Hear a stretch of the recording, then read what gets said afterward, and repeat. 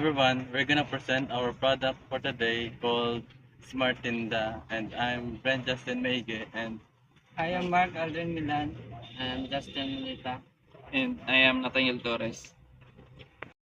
Smart Tinda is a very simple mobile app made for sari-sari store.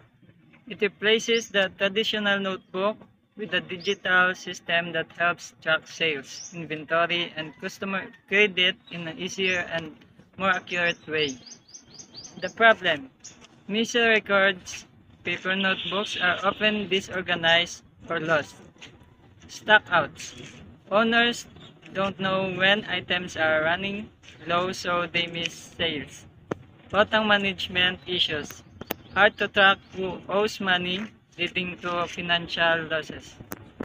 the Smart Tinda solution. This describes how the app solves the problem, turns the paper listahan into a digital systems, makes recording sales and inventory faster and more accurate, keeps data safe and backup so nothing gets lost.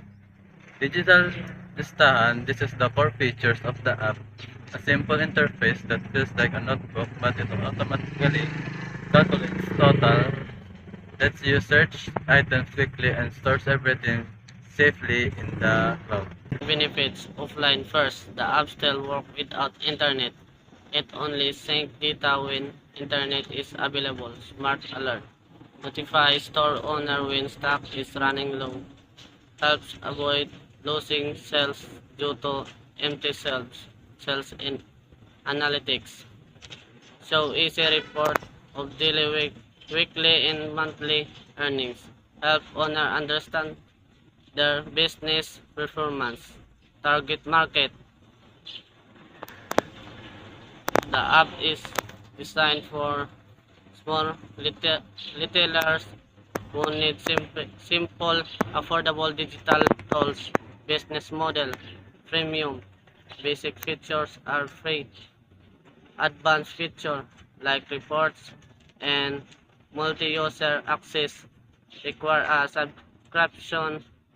Supplier data store can share any anonymized trend when suppliers help brand understanding what products sell based ad revenue. Small ads from suppliers appear in the app helps generate extra income for the platform. Implementation plan. Dev. Build the app and design the user interface. Beta. Test with around 20 local sari-sari stores. Launch. Start rollout in Kamangkalan City. Scales. Expand across the Philippines and improves features secondary markets besides sari-sari stores. The app can also used by wet market vendors, small kayokis, home-based online sellers. This user also needs simple tracking without expensive systems.